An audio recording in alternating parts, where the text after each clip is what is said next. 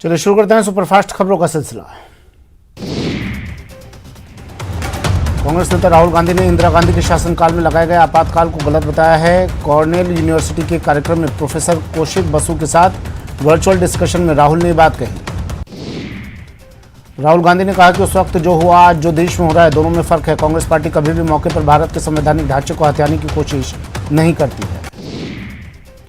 संयुक्त किसान मोर्चा ने ऐलान किया कि वो 5 राज्यों में होने वाले विधानसभा चुनाव में बीजेपी को वोट न देने की अपील करेगी। किसान नेता बलबीर राजेवाल ने कहा कि लोगों के बीच जाकर ये समझाएंगे कि वैसे उम्मीदवारों को वोट करें जो बीजेपी को हरा सकता है। स्वराज इंडिया के संस्थापक योगेंद्र यादव ने कहा कि सरकार सार्वजनिक क्षेत्रों का जो निजीकरण कर रही है, उसके विरोध में 15 मार्च को पूरे देश के मजदूर और कर्मचारी सड़क पर उतरेंगे।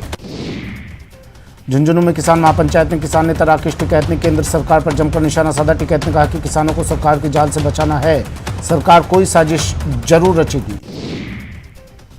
चूरू में किसान नेता राकेश टिकैत ने कहा कि सरकार पिछले 12-13 दिनों से चुप है। सरकार ने अब छोटे किसानों के फायदे के कानून बताकर फिर से किसानों में फूट डालने का प्रयास शुरू किया है।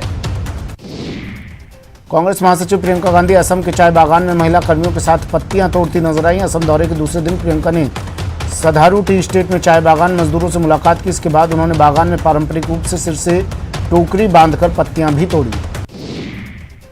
पश्चिम बंगाल में चुनाव के लिए कांग्रेस ने स्क्रीनिंग कमेटी बनाई है, जिसमें मुख्य सचेतक डॉक्टर महेश जोशी को भी सदस्य बनाया गया है। कमेटी की अध्यक्षता जेपी अग्रवाल करेंगे।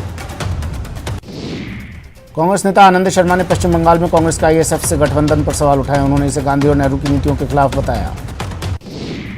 वहीं कांग्रेस नेता अधीर रंजन चौधरी ने कहा कि हाईकमान की सहमति से ही आईएसएफ के साथ गठबंधन हुआ है। उन्होंने कहा कि बीजेपी को हराने के लिए सबको एक मंच पर आना जरूरी है। यूपी के सीएम योगी आदित्यनाथ ने पश्चिम बंगाल के मालदा में चुनावी सभा को संबोधित किया। इस दौरान उन्होंने ममता सरकार पर जमकर निशाना साधा। पीएम नरेंद्र मोदी की तारीफ के बाद कांग्रेस के वरिष्ठ नेता गुलाम नबी आजाद अपनी ही पार्टी कार्यकर्ताओं के निशाने पर आ गए हैं। कांग्रेस कार्यकर्ताओं ने जम्मू में गुलाम नबी आजाद के खिलाफ जमकर प्रदर्शन किया और उनको पार्टी से निकालने की मांग की। गुजरात में नगर पालिकाओं, जिला पंचायतों और तालुक पंचायतों के लिए हुए चुनाव में बीजेपी को बड़ी कामयाबी हाथ लगी है, तो कांग्रेस का प्रदर्शन यहां भी बेहद खराब रहा। प्रधानमंत्री मोदी ने बीजेपी की जीत पर ट्वीट करते हुए कहा कि गुजरात भर में नगर निगम, तालुका पंचायत और जिला पंचायत चुनाव के परिणामों ने स्पष्ट संदेश दिया है कि गुजरात के लोग बीजेपी के विकास और सुशासन के एजेंडे का पुरजोर समर्थन करते हैं। गुजरात स्थानीय निकाय चुनाव में कांग्रेस को पंचायत स्तर पर हुए चुनाव में भी शर्मनाक हार का मुंह देखना पड़ा है। कांग्रेस की करारी हार के बाद प्रदेश अध्यक्ष अमित चावड़ा ने इस्तीफा दे दिया है। मैरीटाइम इंडिया समिट 2021 में पीएम मोदी ने कहा कि शिखर सम्मेलन समुद्री क्षेत्र के प्रमुख हितधारकों को एक साथ लाएगा और भारत की समुद्री अर्थव्यवस्था के विकास को आगे बढ़ाने में अहम भूमिका निभाएगा। जयपुर में मुख्य सचिव निरंजन आर्य के आवास पर भोज का आयोजन हुआ। कार्यक्रम में CM Ashok Gehlot, speaker Joshi, PCC chief Dotasra, नेता प्रतिपक्ष गुलाब चंद कटारिया समेत कई नेता शामिल हुए। जयपुर में बीजेपी प्रदेश कार्य समिति की बैठक हुई। बैठक को संबोधित करते हुए पार्टी के राष्ट्रीय अध्यक्ष जेपी नड्डा ने एकजुट होकर पार्टी को मजबूत बनाने की अपील की। जयपुर में बीजेपी प्रदेश कार्य समिति की बैठक में जेपी नड्डा ने कहा कि हमारी पार्टी काडर बेस है और इसे मजबूती प्रदान करना हमारी प्राथमिकता है। उन्होंने कहा कि आज मोदी जी की हवा है, लेकिन उसे कैप्चर करने के लिए हर लेवल पर सशक्त तैयारी जरूरी है। अपने संबोधन के दौरान नड्डा ने केंद्रीय योजनाओं का बखान किया और उन योजनाओं को लोगों तक पहुंचाने का आह्वान नेताओं और कार्यकर्ताओं से किया। वहीं बीजेपी प्रदेशाध्यक्ष सतीश पूनिया ने कहा कि राजस्थान में एक बार बीजेपी और एक बार कांग्रेस का सिलसिला बंद होगा। हर बार बीजेपी होगी, अजय बीजेपी होगी, अभेद राजस्थान होगा। जेपी नड्डा के जयपुर दौरे पर परिवहन मंत्री प्रताप सिंह खाचरियावास ने निशाना साधा। उन्होंने कहा कि बीजेपी में इंटरनल वॉर चल रही है, जिसे निपटाने के लिए जेपी नड्डा यहां आए हैं। आरसीए के अध्यक्ष वैभव गहलोत कोटा में धारीवाल स्पोर्ट्स क्लब की ओर से आयोजित क्रिकेट प्रतियोगिता के समापन समारोह में पहुंचे। सर्किट हाउस में कांग्रेस नेताओं ने वैभव गहलोत का भव्य स्वागत किया।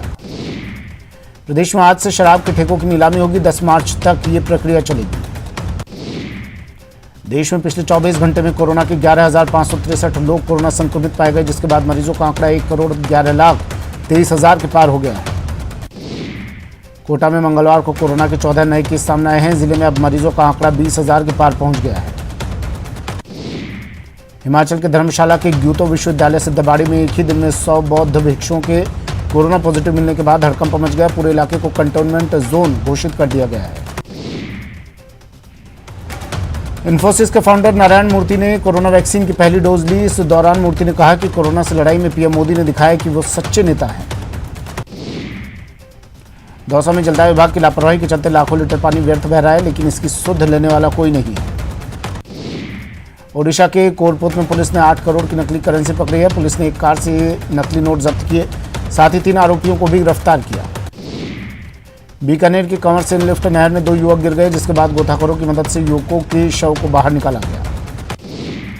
बारां के मांगरोल उपखंड में बाणगंगा नदी में नहाने गए युवक की डूबने से मौत हो गई। पुलिस ने युवक के शव को पानी से निकालकर पोस्टमार्टम के लिए भेज दिया है। बहुचर्चित डबल मर्डर मामले में कोटा ग्रामीण कोर्ट ने बड़ा फैसला दिया। मामले में 3 महिलाओं सहित 9 दोषियों को आजीवन कारावास की सजा सुनाई।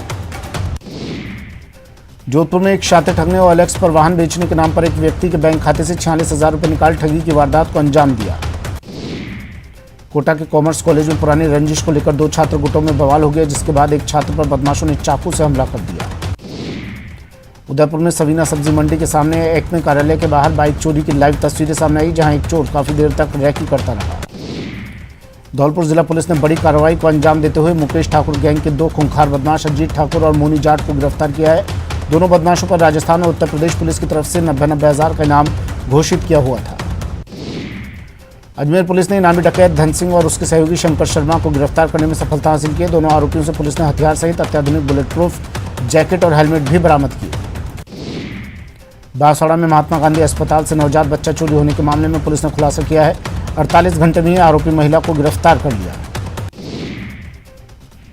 चित्तौड़गढ़ की भादसोड़ा पुलिस ने वाहन चोर गिरोह का खुलासा करते हुए चोरी के 2 ट्रैक्टर बरामद कर 4 आरोपियों को गिरफ्तार करने में सफलता हासिल की है।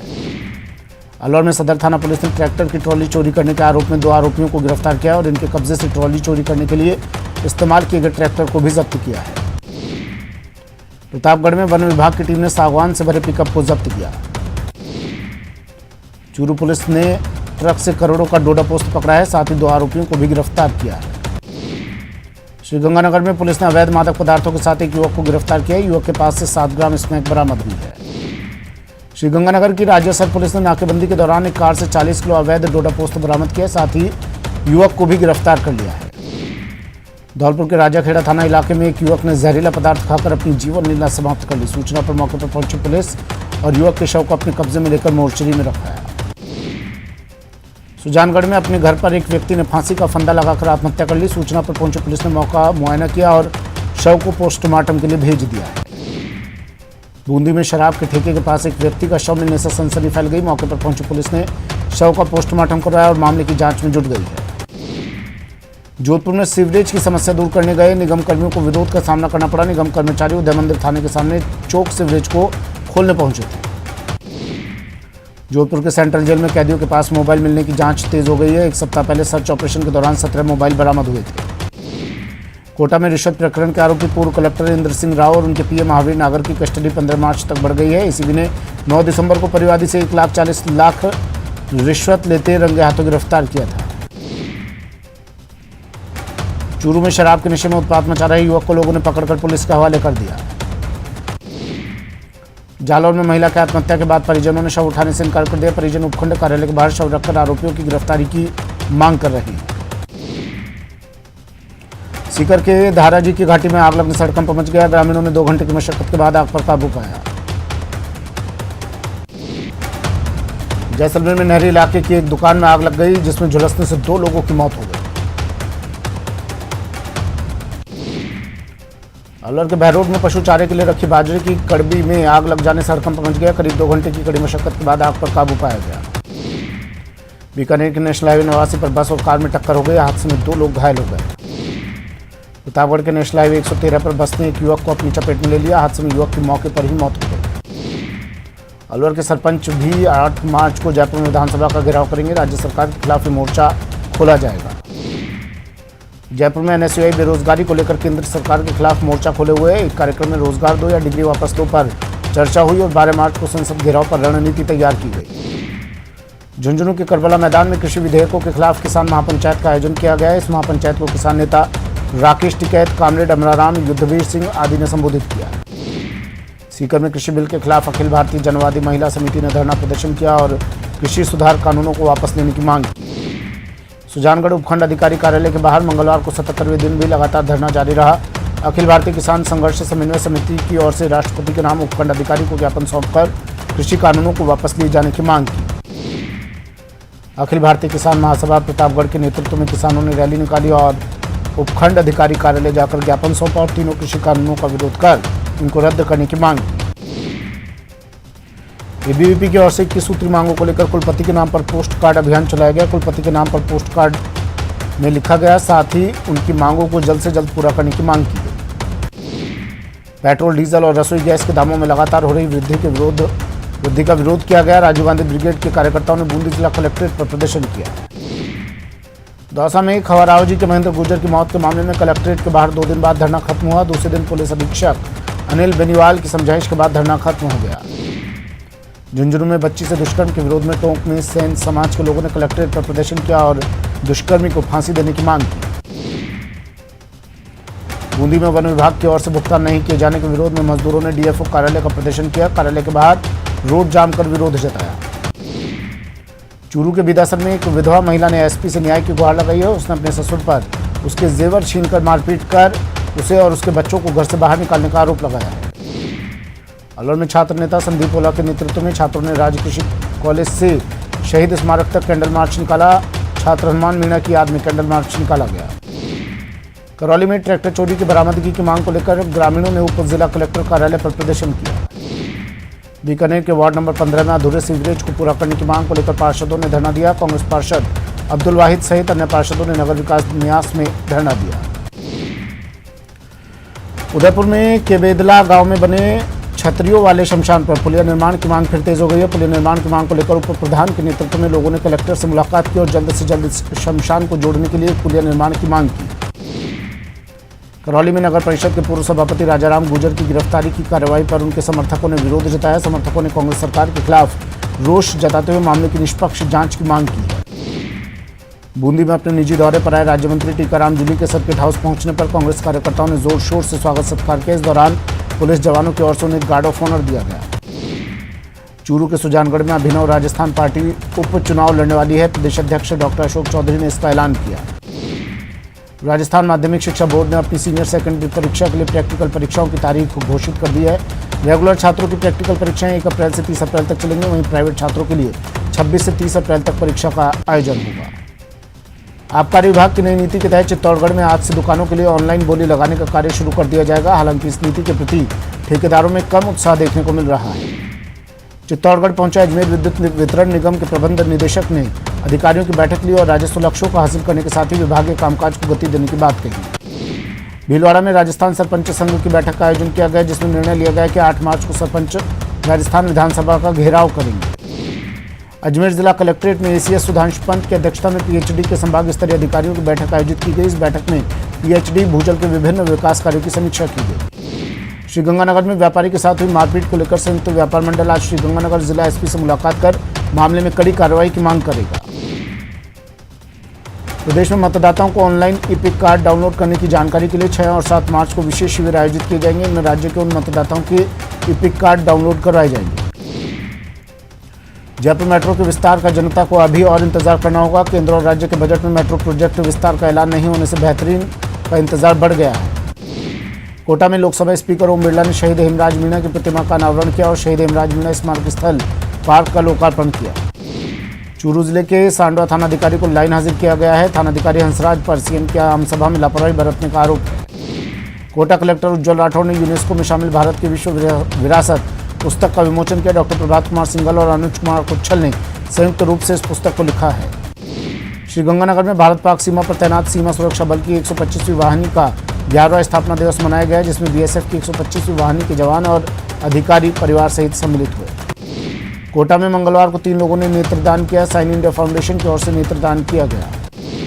कोटा में टीकाकरण अभियान को सफल बनाने को लेकर कलेक्टर ने सामाजिक संस्थाओं और व्यापारिक संस्थाओं के प्रतिनिधियों के साथ बैठक की। उदयपुर में कोरोना टीकाकरण अभियान में सभी 70 पार्षद शामिल हुए। चिकित्सा विभाग के आला अधिकारियों के साथ निगम के महापौर पारस सिंघवी ने जागरूकता कार्यक्रम में हिस्सा लिया। कोटा में मंगलवार को 74 साइट्स पर टीकाकरण सत्र का आयोजन हुआ। इनमें 3731 लाभार्थियों को पहली डोज लगाई गई, जबकि 498 को दूसरी डोज लगाकर पूर्ण टीकाकरण किया गया। उदयपुर ग्रामीण के विधायक फूल सिंह मीणा की पढ़ने की ललक इतनी है कि 62 साल की उम्र में भी पढ़ाई जारी रखे हुए हैं। अपने विधानसभा क्षेत्र में राजनीति के दमखम दिखाते हैं तो वहीं परीक्षा कक्ष में राजनीतिक विज्ञान से जुड़े सवाल के उत्तर देते हैं। चित्तौड़गढ़ में इंदिरा गांधी प्रियदर्शनी ऑडिटोरियम में बाल वाहिनी प्रशिक्षण का आयोजन किया गया, जिसमें मौजूद प्रशिक्षणार्थियों को नियमों की जानकारी दी गई और स्कूल संचालकों, चालकों समेत अन्य लोगों को यातायात नियमों और स्वच्छता की शपथ दिलवाई। बीकानेर में अंतर्राष्ट्रीय परियोजना शक्ति कला शिविर मैराथन 2021 का आयोजन टाउन हॉल में किया गया। शिविर में स्थानीय कलाकारों को अबोहर के पंकज कुमार और बीकानेर के विनीत मेहरा ने लाइव डेमो दिया। भीलवाड़ा जैन मुनि सुधासागर महाराज की पदयात्रा मंगलवार को जैन तीर्थ चवलेश्वर धाम पर पहुंची। पदयात्रा की चवलेश्वर धाम पहुंचने पर श्रद्धालुओं का जन सैलाब उमड़ पड़ा। धौलपुर की 11 साल की बेटी ने ग्रेपलिंग प्रतियोगिता में गोल्ड मेडल जीतकर जिले का नाम रोशन किया। कक्षा 6 में पढ़ने वाली पूनम उर्फ रौनक गोस्वामी शुरू से मार्शल आर्ट की खिलाड़ी रही हैं और उसने भी कांस्य रजत पदक हासिल की।